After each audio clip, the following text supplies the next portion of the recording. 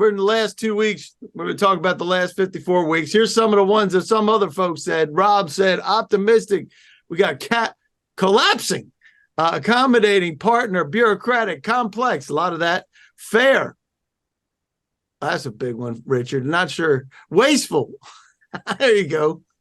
Rad. That's Chelsea. She must be a little younger than us, I think. What do you think, Brian? I think challenging, slow, lucrative, spending, complicated. Yippee! Love that one. Overwhelming, challenging. All right. What else we got? Competent. Oh, boy. Felicia. Okay. Good. Confused. Good. Bloated. Support. Impossible, complex, collaborative, growing, important, potential, cumbersome, still learning, opportunities, confusing, not Dave, always transparent. How about that one, Greg Dave, Clark? you missed mine. What you do? Skip over mine? I said industry thinks wrong. They need to think like an insider. That's true. I agree with you. But that's more than one word, you freaking ball moron. Okay. You're right. Let's see. Booming market, excellent customers. We're going to get to the ones that are in the chat in just a minute. Contracts, bureaucracy, and red tape. For those of you just joining us, what's your one word for the federal government? And where are you from, by the way? Complex, opportunity, stable, opaque. I love that one. Need to learn more, necessary, economical, biggest client. True. Right, Brian? Is that true? Biggest client. Oh, biggest client. That is true. Yeah, it is true. Endless. That would also be true. Slow. Opportunity. We can talk about that a little bit. Immeasurable, challenging. A lot of those things. I'll get to that in just a minute. And what do we got? Let's go back up. Jay said insane. I love that one. Robert, customer. That's good. Joyce is familiar with the Balmer twang. Okay, hon. We'll go down the ocean. That's right. And Brian says industry thinks wrong. That's what he's saying. Industry thinks wrong. You have to think like an insider. And he is right about that. I will say that. Slow, says Joyce. Frustrating, says Mike. Bureaucratic, Marcella. Rafa says daunting. Alyssa says massive. Love that. Brian says money, of course. Let's see. Big consumer, Jason says. I agree. Nita says opportunities, and all of those things are correct. And for those of you who don't know what we're doing here for industry, it's not affiliated, endorsed by GSA or any agencies, provided you for information purposes only, does not guarantee a contract award. And we got Govies here. We have a former Govy. That may be as close as we get. We might have Govies, though. And in order for them to participate, Brian, this is what GSA says that we have to say to you, that it's not an endorsement or commitment to purchase from any vendor. So there you go. Wow. So why are we here today? $1.1 billion have been spent. That's about 58%. And that doesn't add up. I didn't change the 58%. 608 is the number left, though. That is correct. So here we go. Why is that, Rafael Marrero? Why in the world are we talking about this? You've got to make the acquisitions before the end of the federal fiscal year. Why is that? That doesn't make any sense. Adios. And adios. It's gone. That's right. All right. Oh, hang on a second. Peter Timbus is here. Hold on, Peter. I'm coming, buddy. I'm coming. I knew you would. I know. Where are you? I'm patient. Oh, you know what? You hijacked me. That's why. You got to renamify yourself, man, because you're a Dave Lowe identity thief right now. Oh, and I could never live up to that pressure. So there you go. All right. So this is what we're going to be talking about. It is the last 18 days. I just ran this. It's going to be in the handouts. As soon as I get the handouts, I'll pass them over to you. And this is the answer that we got. This is totally different than what we've seen since 2020. This has changed dramatically. 74%. Look at that, Brian. What does it mean if there's nothing, if the contracting officers don't say how many offers were received? What does that mean? More than likely one. More than likely one. Yeah, more than likely. So that's coming from an insider. And this is the other part of it. 86% have 5 or fewer competitors. Why would that be? Why would that be, former contracting officer Brian Hebel? Because we don't like too much competition. What? We just supposed to be fair. No, right. Well, if you don't get too much competition, it'll be fast, right? If you get And too much you want it competition, fast. it's I'm more saying, work it's more work for the insiders if you get too much competition, Dave. did you hear that, everybody? If you don't walk away with just the tidbit right there, a former contracting officer coming clean saying they don't like competition any more than we do. No, we like a little bit, just not too much of it. You want companies that have the ability to deliver, that have proven themselves. Imagine that. Dave, it's all about risk management. It's all about risk management. It's fear of the unknown. Having been on the other side of that from the Fortune 500 piece, and which is where a lot of your attendees today play, because I imagine a lot of them do subcontracting. We looked at contractors, and whenever we saw someone new, we went down our checklist to make sure that their readiness posture to engage with us was appropriate, that they had, they met all the qualifications from a quality and safety bonding perspective. So of course, we want to have a select few good group of vendors that are reliable and they're not going to make us look bad. That's exactly right. And guess what? Did you look at this bottom part where it says the number of opportunities show up on SAM.gov? Just saying. Mm-hmm. That means that's why this thing is up in the upper right-hand corner. That's there all the time so that you can log into SAM Radar and sign up. Why? Because 98% ain't hitting SAM.gov. And if you want to win, you better be monitoring SAM.gov and watching for the awards, whether you're going to sub or not, right? Rafa, you mentioned subcontracting, right? Because Absolutely. If you don't win an IDIQ, same thing with you, Brian, and Greg too. If you don't win the IDIQ, what do you only have one choice, right? What's the choice? If you don't win the IDIQ, yeah, join a team. Yeah, join the team, sub, right? All right, so there's my first question today is, did you know about the 98% not hitting SAM.gov? Yes, if you've been listening to anything I've ever said, you know it. If not, maybe you knew, but I knew you were missing something, but I didn't know it was 98%. Or maybe you just flat out don't believe me. Imagine that. People not believing me, Greg Clark. Can you imagine that? Where'd Irene go? Is Irene still here? I am still here. Okay, cool. I just want to make sure. Oh, you disappeared for a minute. So throughout this process, we're going to connect you with experts. We have experts here.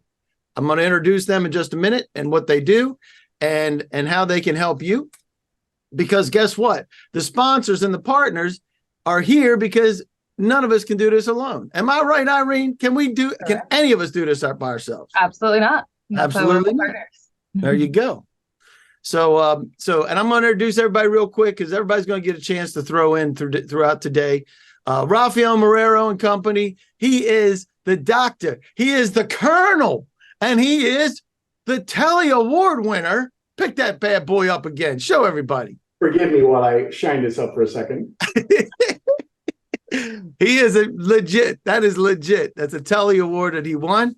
And he does capability statements, briefings, videos, websites. You can read it there. Business cards that are mini capability statements. And if you get this look from your marketing expert on your team about what is a capability statement, guess what? You need Rafa. Why? Because he's the guy that does this for a living and helps you get to where you want to go with your capability statements and capabilities business cards, as I mentioned. We also have Greg Clark, who is a proposal writer. He loves the paperwork. He does GSA schedules. I hate that stuff. That's why Greg's here. He also helps with other contracting vehicles. And you might be working on just this little thing. I don't know, something about being in the middle of the desert or something. What are you working on? Oasis Plus. Oasis Plus. If you don't know what that is, then you need to reach out to Greg. We'll put some things in the chat for them. Okay, Greg. That's good. Yep. Sally White is on location in, I don't know where is she? Peter Timbus, who's imitating me. What? She's in Dallas at a conference. She's in Dallas at a conference with former President Bush, I think, is what I heard. Yes. She may be joining us in a few minutes. But Sally is, as it says, she's a connector. She understands LinkedIn. She also does representation at events like in Dallas, right, Peter? Absolutely. And speaking of Peter, he helps fund people. He helps folks with he says he's Dave Lowe, but he doesn't realize what that means. But Peter helps with funding and providing what is known as, what is that called when you are proving that you have the capabilities in a bid there, Peter? We provide letters of financial support, which will support your efforts in trying to win contracts that'll state to the government contracting officer, should he award the contract to you, we will be there to support you financially on that contract. I love it. And that's what Peter does. And Irene is helpful. She helps people get her certifications. And certifications means socioeconomic certifications so that you can participate in set-asides, because that's what the government is looking to do for some of these, right, Irene? Is set-aside stuff. Absolutely. Yep. Yes. I also do company paperwork, any legal documents, things of that nature. I am former federal law enforcement, and as of next month, I will be back in law enforcement. Oh, that's right. Congratulations, I think. Thank you. As of what I'll be doing, I'd tell you, but then I'd have to kill you. No, I'm just kidding. Oh, that's right. Gun toter. She's turning into a gun toter again. All right. We appreciate you. I love how to work a 6-hour. All right. 6 are the best. And so that I can introduce this character, Brian and I connected several years ago. He is a former contracting officer. You've heard a little bit about what he said about the level of competition. He's got other wisdom bombs to drop on us today. He actually wrote a book, how to market and sell to the federal government. And you're writing another one on what, Brian Hebel? We got some big news coming out related to CPARs. So I'd like to say I'm a CPARs expert, and we got some big news coming out in about 2 months on some things we're going to be releasing related to CPARs. So pretty excited about that, and working with Dave Lowe on that, for that matter. And what is CPARs for those of us who are brand new? What is CPARs? It's the report card you get from the government every year, the Contractor Performance Assessment Rating System, and you get an evaluation from your contracting officer every month. Actually, I do training for federal agencies on CPARs. In fact, I'm doing it at my former agency 4 times between now and the end of the year. Did it 6 times last year, and just got some big news coming out on CPARs in about another month and a half or so. Yeah, so it's coming, baby. Pretty excited about that. Something new nobody's ever done before. So anyhow, but if you ever have any CPARs questions, you could ask Dave, and he can forward them to me. I'm not looking for clients. I'm just I like doing training, and like getting into things like CPARs from an inside perspective. Love it. I'm interviewing a former Corps today, or a current Corps, on CPARs, and a focal point on Friday just about their perspective on CPARs. So anyhow, it's a lot of fun. That's awesome, man. Well, I appreciate it. And for those of you who don't know me, I'm Dave Lowe. I'm the CEO of ISI Federal. Under the ISI Federal umbrella, you will see things like Market Essentials, which is our intelligence, GovBrief, which is enabling you to be the SME. And we will be having a call for experts, calling for experts and panelists. If you want to showcase what you do to the govies and or industry, both sides of the house, that is what GovBrief is built for. It's just been redesigned, and we are super psyched about that. For industry, you're going to see things that are coming up. We got the SAM.gov tutorial today. Sole source justification later this week, working with Greg Clark on last minute RFPs, provided that Oasis doesn't get extended again. But there's a bunch of things that you can find there. It's taken off. A lot of you folks know about this already. Jay Talbot, I know, knows about it. He'll be joining me this afternoon. So good to see you, Jay. You can find much more on govbrief.us. Today, we will be featuring a little bit on SAM Radar. We're not going to spend a whole lot of time on it, but I will say this. It is different. It operates differently. It puts you in position to win the other 98% that aren't showing up on SAM.gov, to build relationships. Because I don't care what anybody says, Brian Hebel, relationships matter, don't they? Yeah. Certainly, as Raphael said before, you do want to do things that are, going to get you. It's all about getting the work done. And if you do it with people, and trust, and can do it in a quick and efficient manner, that's kind of what the role of the contracting officer is. And, in my case was for 34 years. Yeah. So I hope you guys are listening. This is special because Brian doesn't get to be with us all that often. Brian and I do other briefings all the time, but we don't get together like this. So I really appreciate you being here, Brian. And if you're wondering what people are saying, not us, go to samradar.com and play the video and see what people are saying. And you can test drive it for 7 days. And with that, we're going to get off onto our one word from the federal government. And we had a whole bunch of them before. And Alyssa, you will be able to get a copy of the video. And there's no name. What else are the attendees going to be receiving? We before will they start asking. Oh, that's a great question. Hold on one second. You keep talking, Greg. Hold on. I'm hoping I'm grabbing. There we go. Hold on. These fine people are going to get all of the handouts that I was going to show you that in just a minute, but I'm going to put them here right now. And make sure you put your information in. Who is that? That's you to Peter Timbus. How did that happen?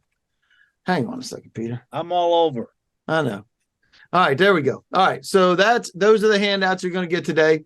What's your one word for the federal government? We had a whole bunch of them earlier. A lot of them revolved around being confusing and frustrating. And then on the other side is the dollars, the ducats, the cheddar, right, Rafa? That's it. It's a big deal for one word with the government. If you got one, pop it in the chat. Tell us where you're from and the one word. And what we're going to do is we're going to share the links and docs, which I just did. And if you have any questions, pop them or raise your hand because we will be glad to unmutify you. And if you have something in there for your that you'd like us to do, put it in the Q&A. All right, I got another poll. But before I do that, let me pop this one up. So we have a lot of folks that knew that a lot of things weren't hitting SAM.gov. Some folks had no idea that 75% had zero competition. Love that. And would you like a free NAICS report? I'm going to show you where you can get that. In fact, it's in the handouts. I just gave it to you.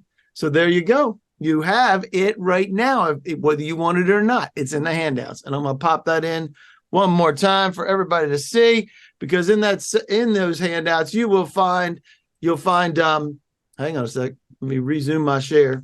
You're going to find the spending year to date. That is a NAICS report that has your competition broken out by NAICS and PSC combinations so that you can identify NAICS and PSCs that you should be paying attention to, especially right now with this fiscal year end. There's a planning worksheet. There's a ISI federal capabilities, another propaganda in there for you. Anybody else got another one word? Because a lot of folks are saying that it's complex, challenging, complicated, overwhelming. And there's another one for overwhelming. Gotcha. Is that a Dallas? Is that how you say that?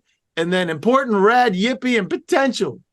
And I love the yippee part, man. I'm getting diehard. And that's why we're here. We are here, and you should remember to schedule your demo or sign up for Sam Radar, get a free 7-day trial. So that is what we wanted. So who do we want to reach, ladies and gentlemen? That's going to be the next question. Do you want to reach federal contracting officers like Brian, who's a former? How about program managers and project managers? How important are program managers and project managers, Greg Clark? Extremely important. They're the people who identify needs within the agencies. And typically, those are the people, or at least their teams, are the ones who write the statements of work. And then they instruct the contracting office to get an award in place. How about prime holders so you can sub? Or how about prime contractors holders so you can sell to them? Maybe that. Or maybe federal employees so you can sell to them. Or small business specialists, or OSDBOs as they know. And if you need some help to see how we can do it, and GovBrief should say something else. I didn't adjust these polls properly today. But here we go. Here are the hot seat questions. You guys ready for hot seat questions? Here we go. They're going to be, how can I bid on fuel opportunities in SDVOSB? So we're going to talk about that. What's the process for sole source awards and tips for the last 2 weeks? Because that's where we are, ladies and gentlemen. So hot seat question number 1. Greg, you're going to be up first. So here you go. How can you bid on fuel opportunities as a SDVOSB. In a minute, I'm going to find out from Irene what it takes to be an SDVOSB. But you go ahead first, Greg. I guess you would go and determine what the NAICS code is and see what opportunities are out there for that. Doing keyword searches, doing NAICS code searches, see what opportunities are out there, either coming or past. Because even if a contract is already awarded, that's still an opportunity because you've identified an agency, and not just the agency, but the point of contact and contact information for the person who is in charge of awarding that contract for those services or commodities that you're interested in. And you can contact that person and say, I see that you purchased this 2 months ago. Do you see a need to purchase this again in the next 24 months? I love the fact that you're setting me up for Sam Radar in a few minutes. Thank you, sir. My pleasure. But the NAICS codes that you want will be here in the report that you can download. You can look up, here's fuel dealers, fossil fuel generation, other fuel dealers. You can find those there. And I highly encourage you to pop in this vendors detailed and look at those as who fuel providers are to see how they're doing it. There's also PSCs, NAICS codes. What's a NAICS code, Irene? An industry code. That's an industry code. What's a PSC? A product service code. A product service code. Do they operate? I do want to add in there real quick. As an SDVOSB, it's I highly recommend to register on DIBS, which is the DLA, Department of Defense Logistics Internet Bid Board system. They do put a lot of smaller contracts and whatnot out there, and it's the Department of Defense. They like working with their own, so that's your best bet at getting contracts as an SDVOSB. Love it, love it. Great advice. DIBS, always a good thing to register on. All right, so I'm going to end this poll in 3, 2, 1. Get that out of the way. All right.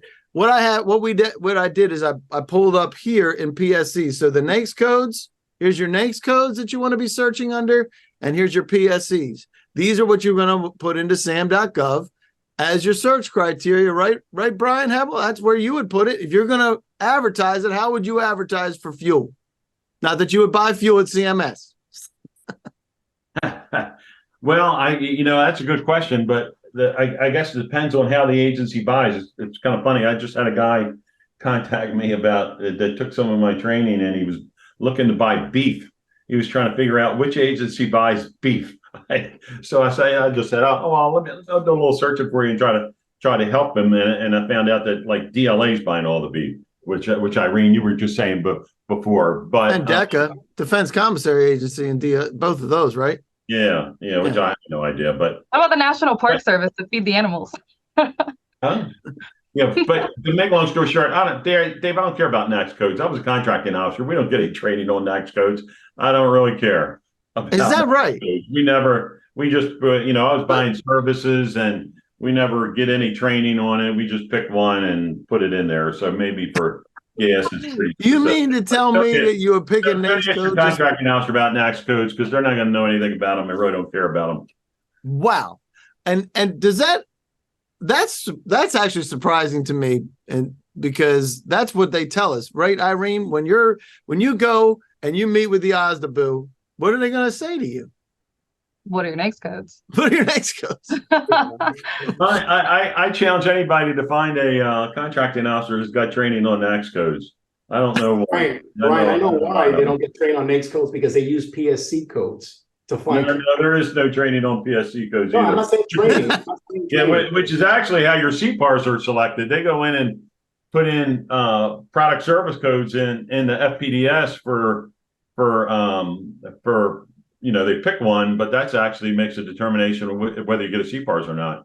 So anyhow, but they do have to have the NAICS code in the SAM, right? Because I did have a client. We just pick one. We just pick one. They just pick one. There, ladies and gentlemen, is why you need to be doing keyword searches, right, Rafa? Oh, man. Yeah. So like I'll get I don't really have or want clients, but the few that I have, we'll talk about the NAICS codes only from the standpoint of trying to find a NAICS code that the incumbent who's blown out their NAICS codes isn't on. So you can go talk to the contracting officer. Just in terms of strategies, there's strategies on the outside for NAICS codes, but on the inside we don't care. And what Brian was just saying, Irene, is, and let's bring this back into the socioeconomic category of the service disabled, because what Brian just said is if the NAICS code is a certain size, so that'll put some people as large business, right? Yeah. And that gives the service disabled, if it's set aside for service disabled, small business, the large businesses can't even, they won't even see it anyway necessarily, right? Absolutely. Mm-hmm.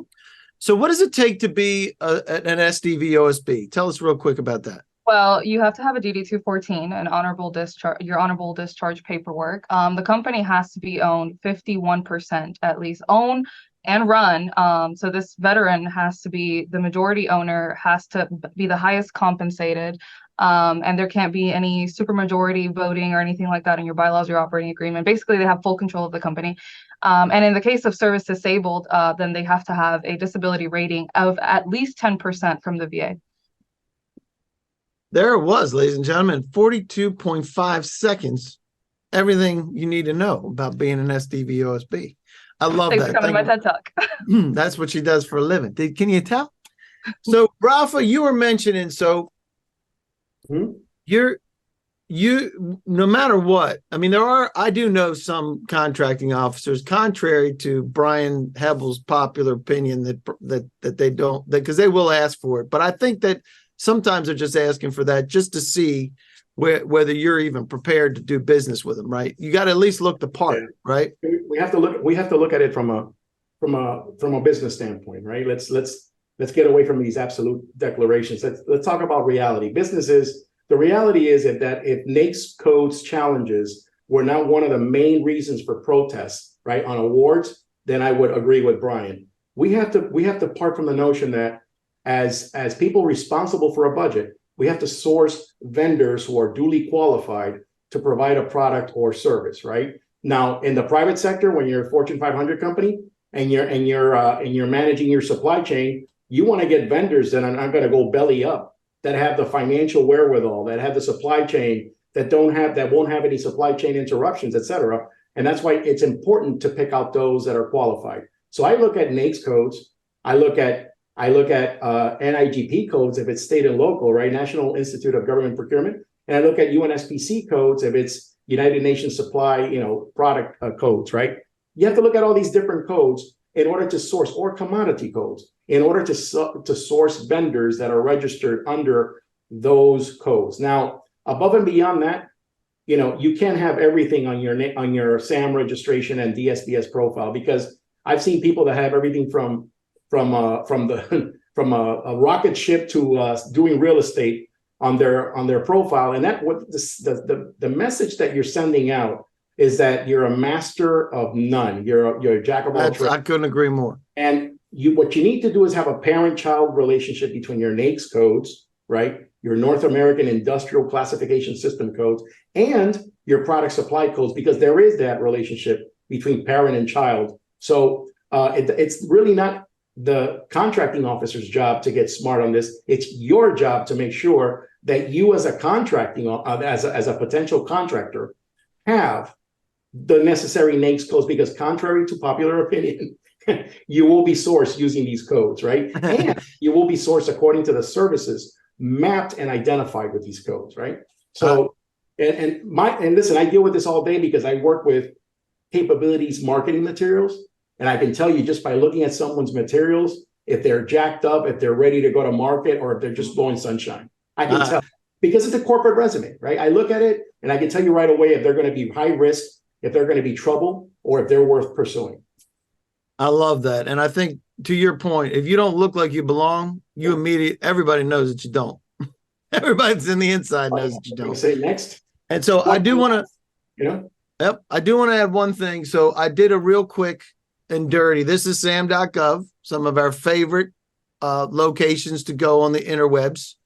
But you can get into your advanced search. I already built this up, but I did a search for fuel. Because of exactly what Brian said, and because of also what Rafa said, I want to see fuel across the board. I don't want to necessarily just see it within a particular NAICS code or a particular PSC, because they may willy-nilly pick that thing out of the air. I don't need that. Hi, Dave. You don't. This is really interesting. I want to see what you found just for fuel. So, See that? So I found 473, and these are active. Now be careful with this. I am doing an event at 1 o'clock talking exactly about this. I'm not going to go too deep into it here for everybody else, but if you want more on SAM.gov, you want a tutorial on this, I'm going to talk about it for over an hour and at 1 o'clock. But if you take a look at this, you can see these are what are all popped up, right? Now, I will tell you that we will find some things if we go down a little further that don't quite look like they should be active. There's 19 pages of these, right? But you can now, if SAM.gov would actually do for me, right? So these are still active, but they were due September 7th. And if you keep going to page 5, I guarantee you're going to find stuff that back in 2016 or something stupid. So don't trust everything that you see on SAM.gov. Well, if they leave it active, is it because they didn't get enough solicitations, or why is that? It's just there? Or They set a date when they posted of when it's going to go active, and it's not based on any activity in the procurement process. Usually, all I'm saying is, if it's supposed to be active, it should be active, and you'll just find garbage on SAM.gov. Shocking as that might be, just saying. All right.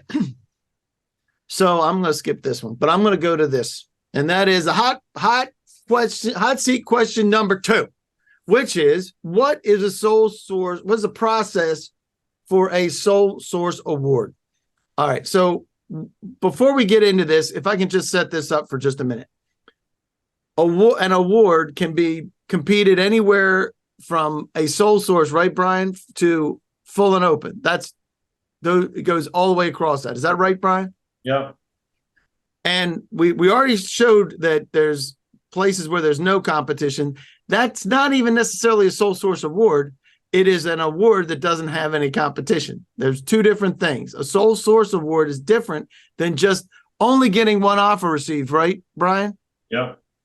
So let's understand this for just a minute, because I think there's some folks that are new here.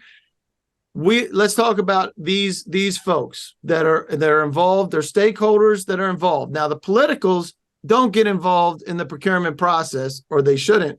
All right, Brian? They didn't in my agency. So. They didn't. Oh, they definitely do. In my agency as well. Oh, look at that. We have competing views. All right. So you have your politicals, are the high level. Senior executive services, that's the high level bureaucrats, right, Brian?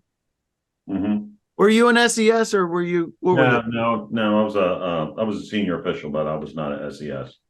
So right underneath of that are the senior officials and other directors of different places, right? So, and Greg, you mentioned this, that the program managers, their job is to identify what needs to be done, right?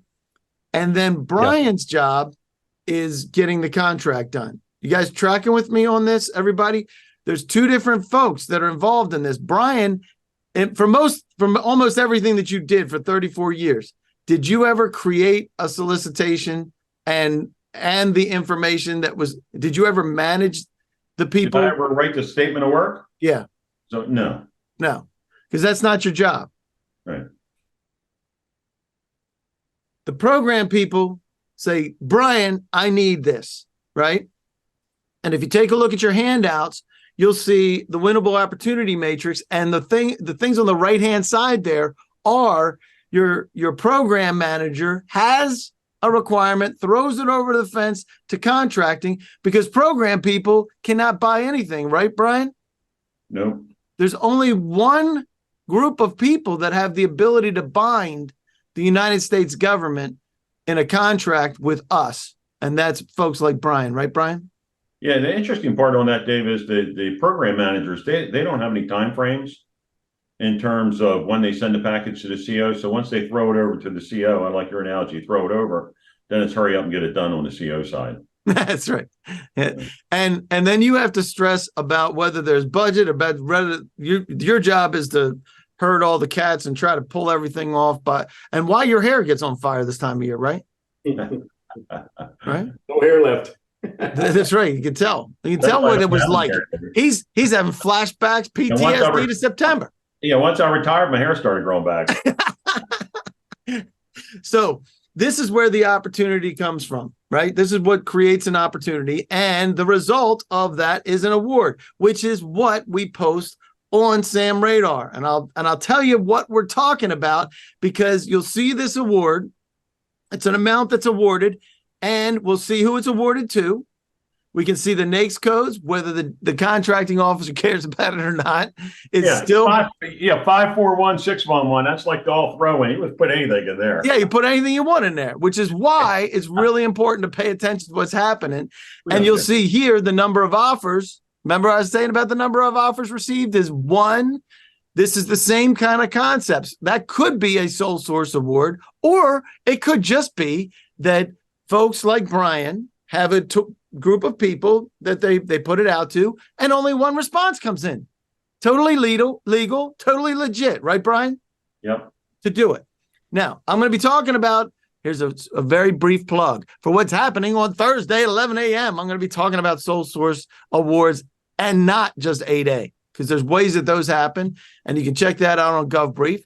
That's the end of that particular advertisement. We'll go back to this advertisement where you can check things out by NAICS, PSC, keywords, and competitors, and it'll monitor everything that is involved in that process. So with that, Rafa, let's talk about what you would do to show that you have the capacity to have a sole source award. Who can get awarded a sole source award as a socioeconomic side? And I'm going to talk to you about this too, Irene.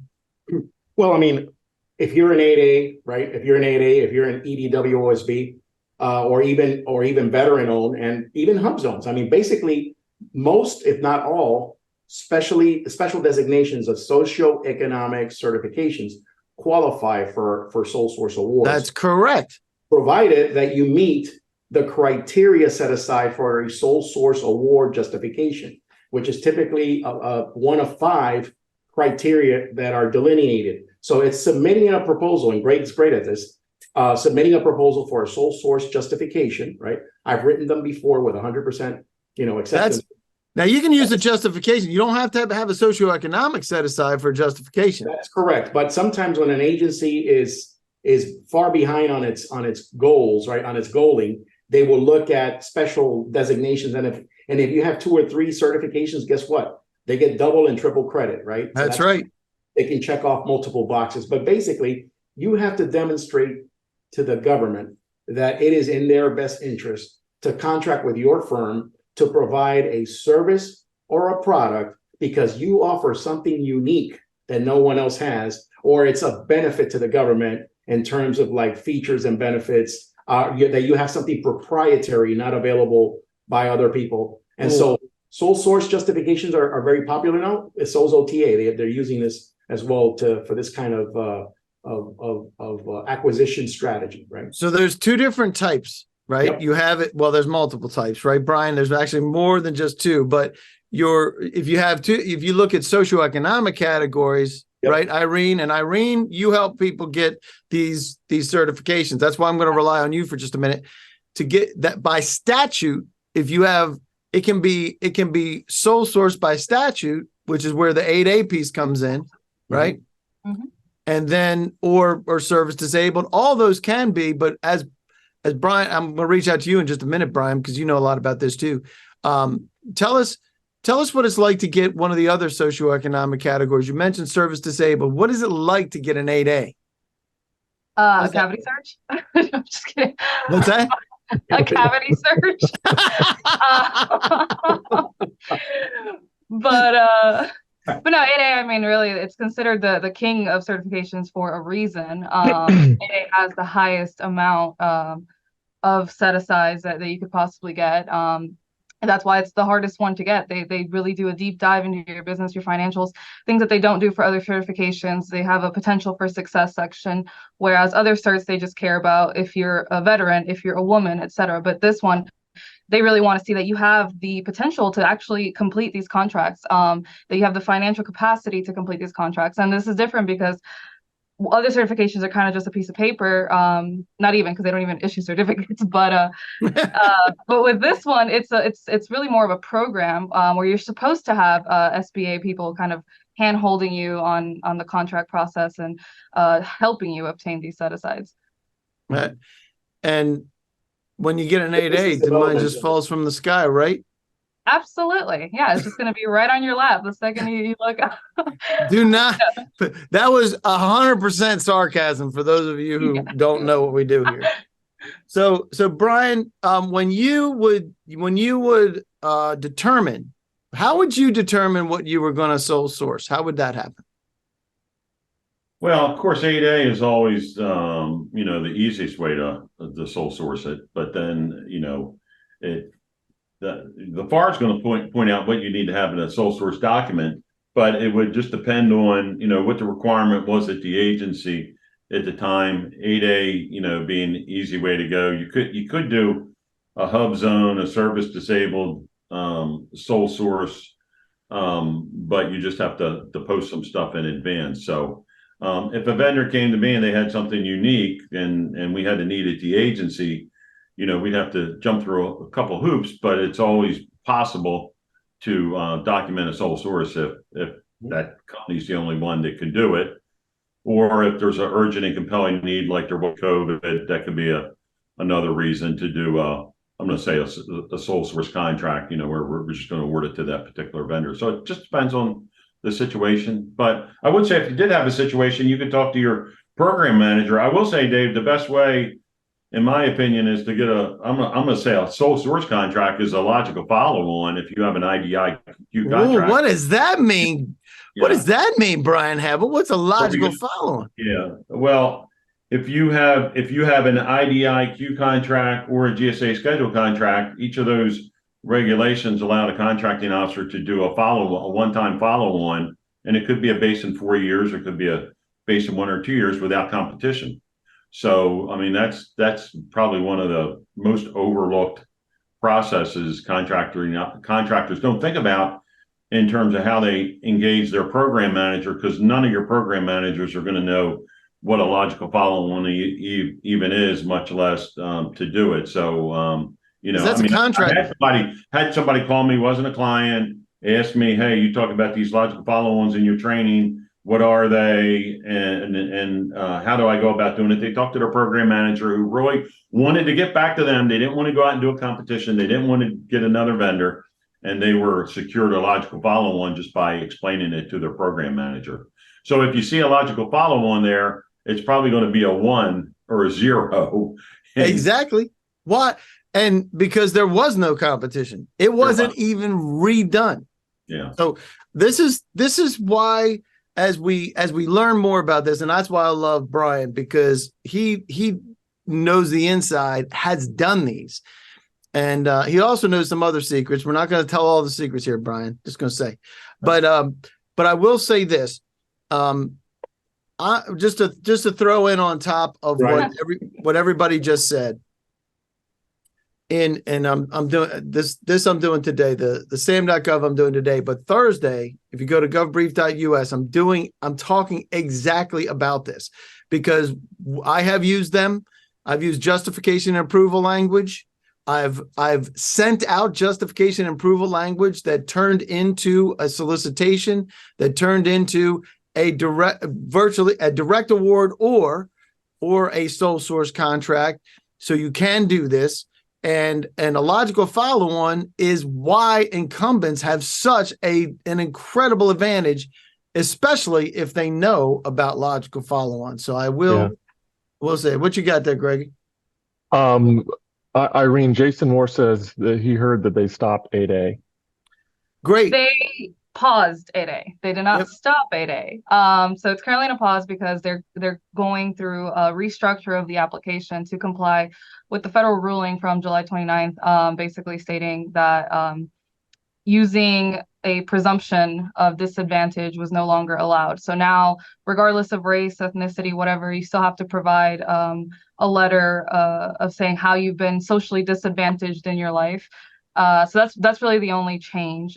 Basically, it's not going to be, oh, we're looking at your passport and you're Hispanic or you're Black, so 8A approved. Now everybody has to provide a justification of why they think they're disadvantaged. That's the only how they've been discriminated against. Correct. Basically, yeah. So you just have to say like what your struggles have been, especially as it pertains to kind of like the business world, contracting in general, and all the above. So what your struggles have been in life. I kind of call it the woe is me letter, but yeah, I'll be submitting a lot of those.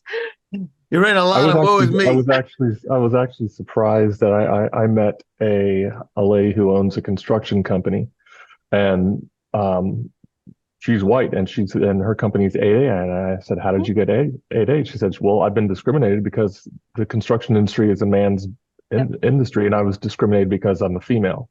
Absolutely. People don't realize that if your woe is me letter is convincing enough, you can get an 8A and you can be literally anything. I have a client that's an ex-convict trying to get 8A, so we'll see how that goes. But going off of that, you need to screen your clients a little bit better. Yeah, you could be. He's good now. He owns a construction company. He did his time. He's all right. He's an all right person.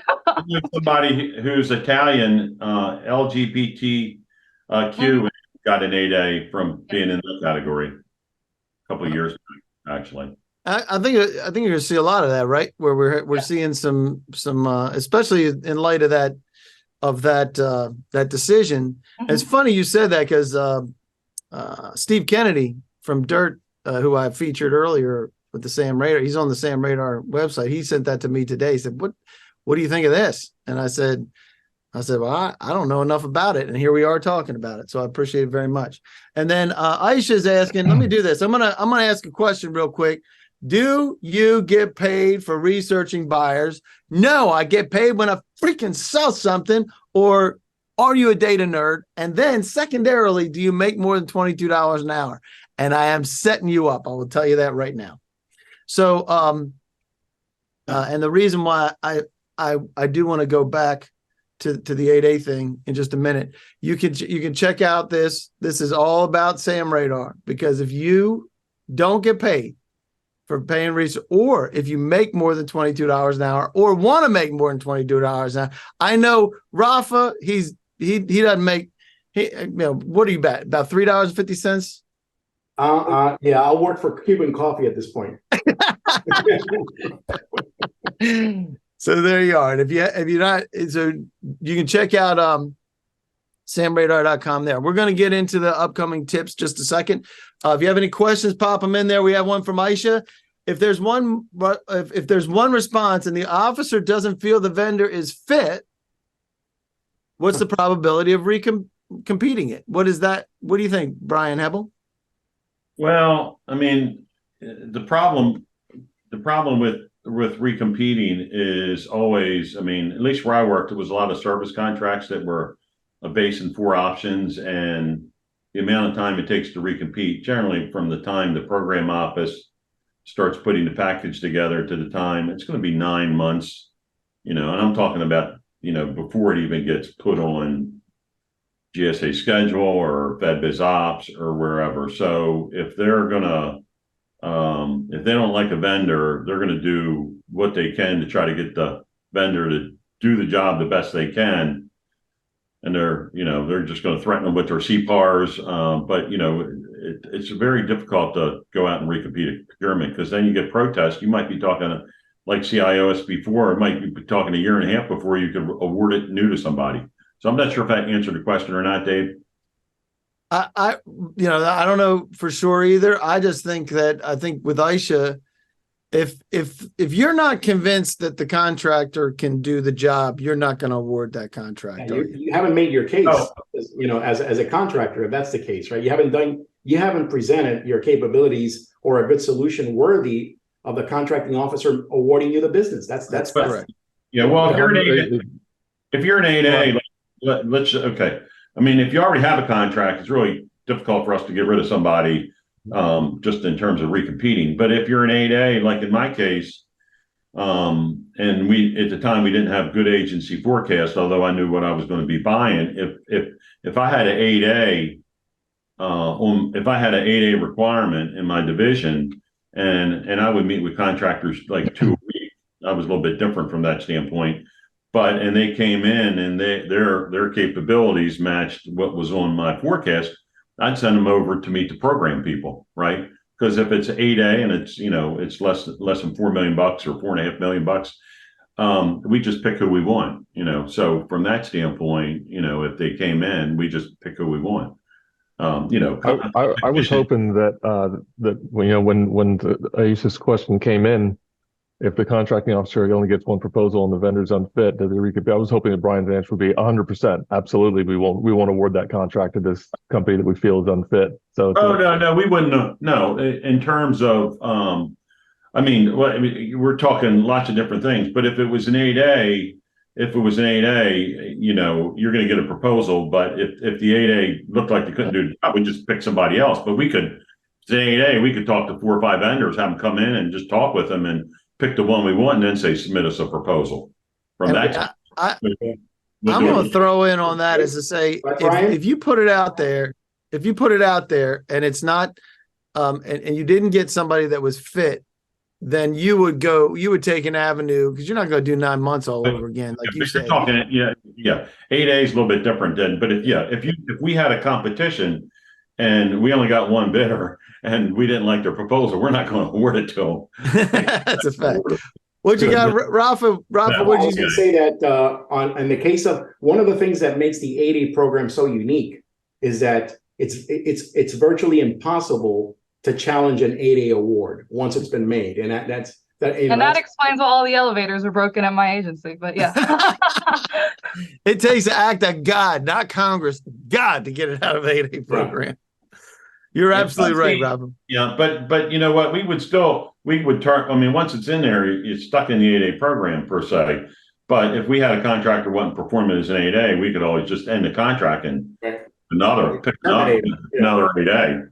We're not going to. It's all about getting the work done, right? It's not about from that standpoint. So, I love this. Aisha's asking more specifically if the vendor didn't have as much past performance as the solicitation proposed. Now that is a whole nother question. And I do want to get to that, Aisha, but we might have to take that one offline because I want to get to our final piece here. But I would say you're not going to get it if your past performance doesn't hit. Right. Isn't that Greg? Hopefully we're not. You meet the minimum mandatory requirements. You either meet it or you don't. Yep. So it's up to the government if they establish that. Hopefully, I don't know how hard they want to go with that. What do you say, Brian? No, I know. Greg, Oasis is a whole different deal, right? But certainly when you look at experience and past performance, in terms of that's two different things, right? Experience is what you've done, and past performance is how you've done it. So it kind of depends on what the evaluation criteria is. And Greg, good luck with that.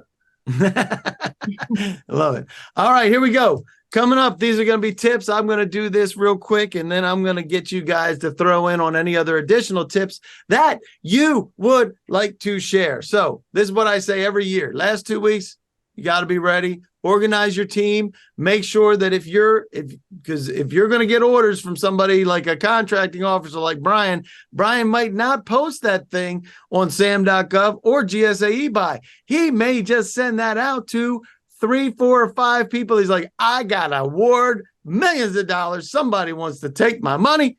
So make sure you have the ability to respond. And if you're forwarding those emails, because I have seen it year after year, I see it where somebody loses something because they just didn't know about it. So forward your contract, especially your main number, your main GSA number to cell phones. Now we got VoIP systems. You can do whatever you want with them, but make sure everything's being forwarded so that you guys don't miss a blessed thing. The next thing that I would say is monitor your emails, because last minute deals from folks like Brian are going to come in your emails, most likely, right, Brian? You're going to shoot out emails. Am I right? Yep.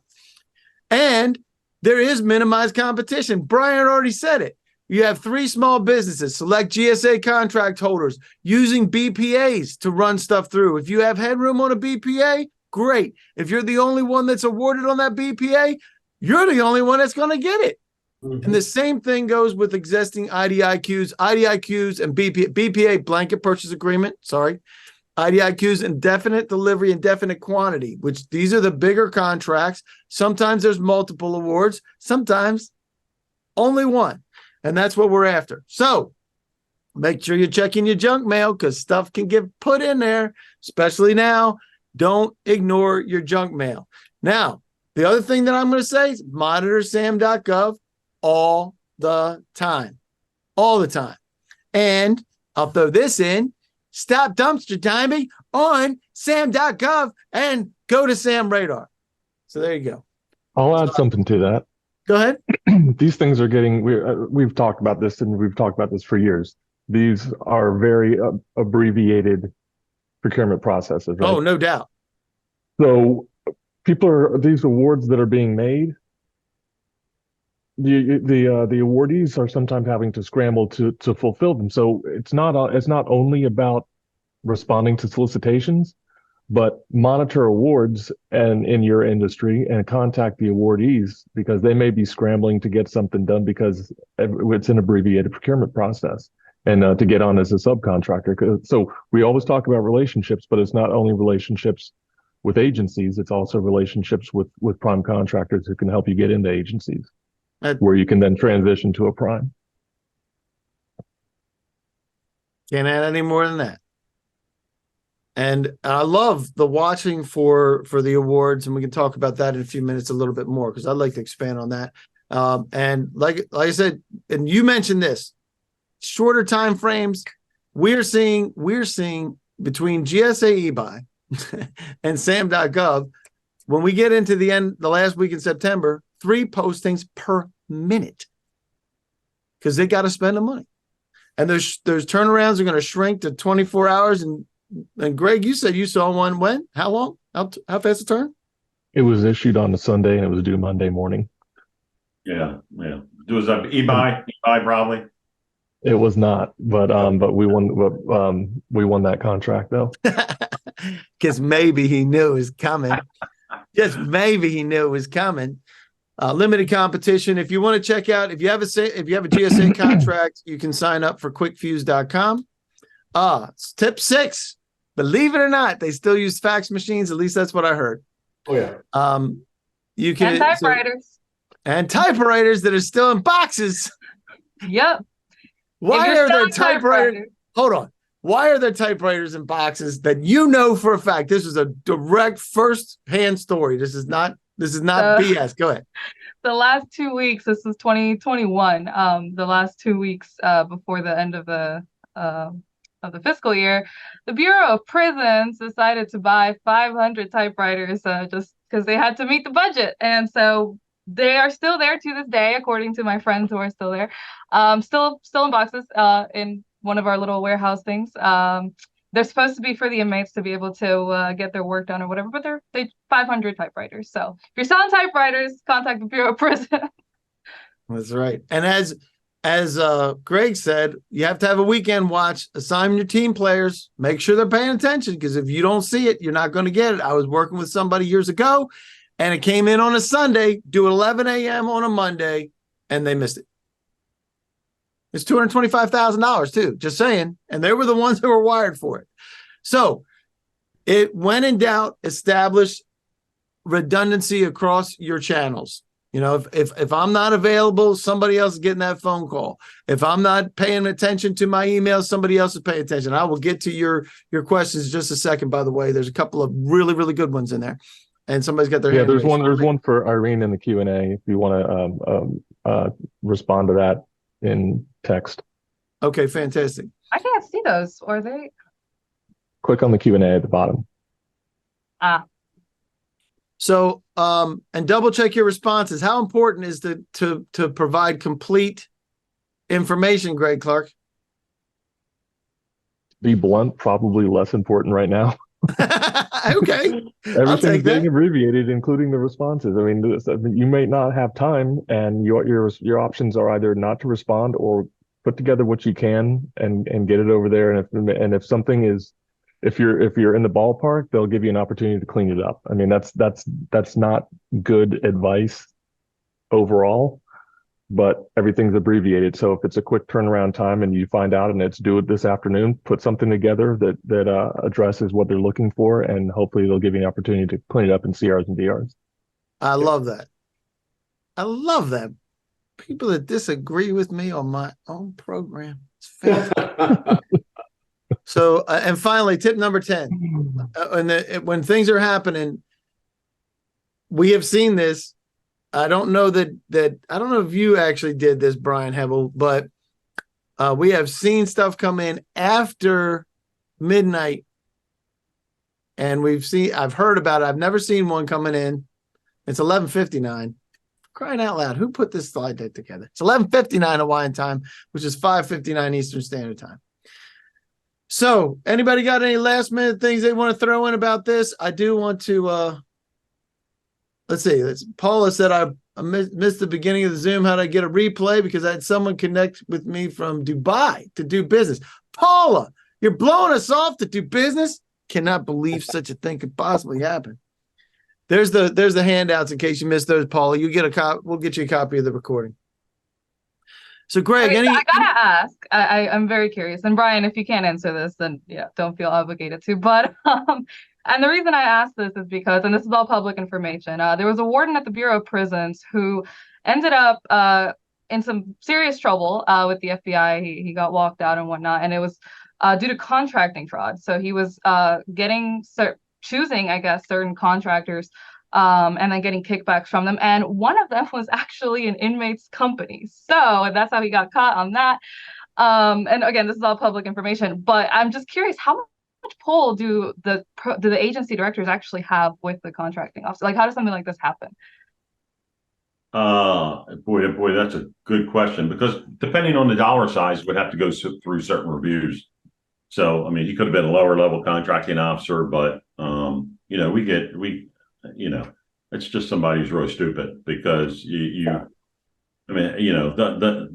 money is going to be in the system. Somebody's going to see something, and we never had problems like that at my agency. But I had people come at me with holsters one time, or with guns on their pockets, wanting to talk to me, and a server disappeared from the receiving dock. So that was good, but they scared me initially. And then I had the Defense Investigative Service interview me one time, thinking I was taking a bribe from a contractor, me and another contracting officer. And of course that went away. It was way back when, because the contractor had some problems. But anyhow, you just don't do anything stupid. As I always tell people in my training, when we train the government people on CPARs and they're new, I tell them, if you made a mistake, if you did anything wrong, just tell people everything's fixable. But if you're going to do something stupid like that, you deserve to go to jail, and you deserve what you're going to get. So that's an anomaly from that standpoint. It happened because everybody sees what everybody else is buying. Now, with people working at home now, it could be a little bit different, that you don't know the people that you're working with as much as you did when we were in person. But when you're in person, you're sitting right next to the person. You could, but maybe in that case, they might have been in different. The person overseeing the contracts could have been in a different location than the person, writing those contracts. So, but that's very rare. That stuff rarely happens. Got it. Love it. Thank you. Rafael Marrero, what do you got for us getting us out of here? We're going to get everybody out of here in 2 minutes. It's important. We have a few days. We have 18 days, Dave, left, right? So right now you have to go for the Hail Marys, and you also have to see if you can land some last minute deals. You have to take a look at your capability statement, your signature block, and what you say in that email. Oh, I like that. If you need a hand, please give us a call and take us up on this, because we offer a free consultation. And I can't stress this enough.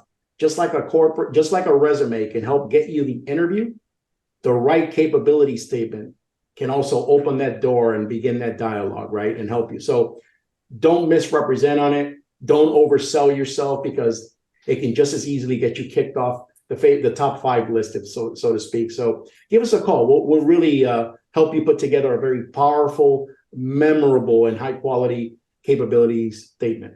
And signature block with all the essential information, and the email that says just the right message with the right amount of text in there. Yeah, I couldn't agree more. And if you don't have a professional capability statement, that's where you really need to be. Yeah, add on to that, Dave. What's that? Let me add on to that. Something we talked about yesterday in the roundtable is, what to do now. You're waiting for a solicitation, you're monitoring SAM.gov, you're doing those things, but also if you have existing customers or past customers, contact them. They know your experience and capabilities and say, look, I know things same for the next 2 weeks. If there's anything that you need to get accomplished, you know our experience and capabilities. Is there anything we can do to help? We're ready. Absolutely. Why wouldn't you? Exactly. You absolutely don't go back over a whole past year. Go ahead, Brian. What you got? Greg, I'll just say out of sight, out of mind. So I like what you said, because if you get a reminder, it's good thing. It's just like an 8A. If the 8A came across my desk and I had something, I'd send them over to program. But if they weren't there, out of sight, out of mind. So It's like, but Brian, I had the most important meeting of my life with you back in March. You should remember me. nope.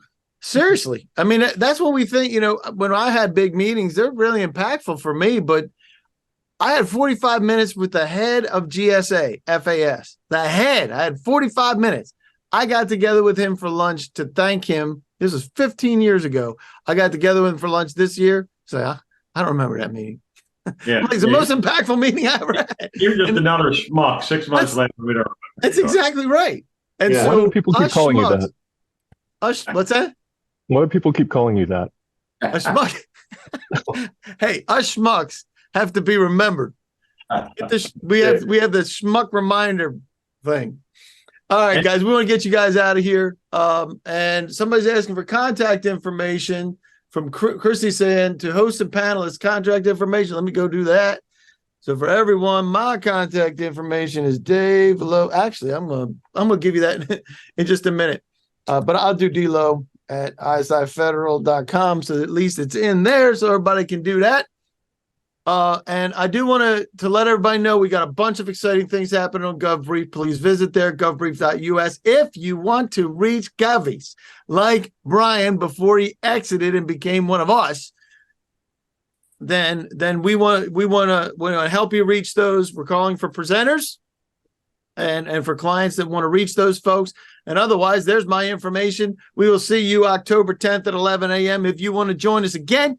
And otherwise, we really appreciate it. Did I have any last minute polls? I don't think I had anything in particular that was really. I will do this. I'm going to launch this one just in case you guys want to say, hey, you want some help. We help with marketing and intelligence and for monitoring and things like that. Marketing materials, just pick whatever you would like. There's a couple. There's one older one there. That Julie's now with FEMA. I don't know if you guys know that. Did you guys know Julie? Julie's with FEMA. Julie Branson. Yes. She's with FEMA. Oh, That's really cool. Yep. And the handouts we got. You can take those. Well, you're welcome, Stacy Poe. And I think, did we get everybody else? And Christy, I think Christy, you had everybody put their stuff in there.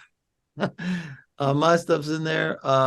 Anything else before we jump out of here? Really appreciate you guys. Thanks for the insight. Anything? And Rafa, I want you to be involved in the next FEMA briefing we do. Is that cool? Yes, of course. Of course. We just did one. We just did one a couple of weeks ago. Yep. Happened to be really timely because of the hurricane that was coming through.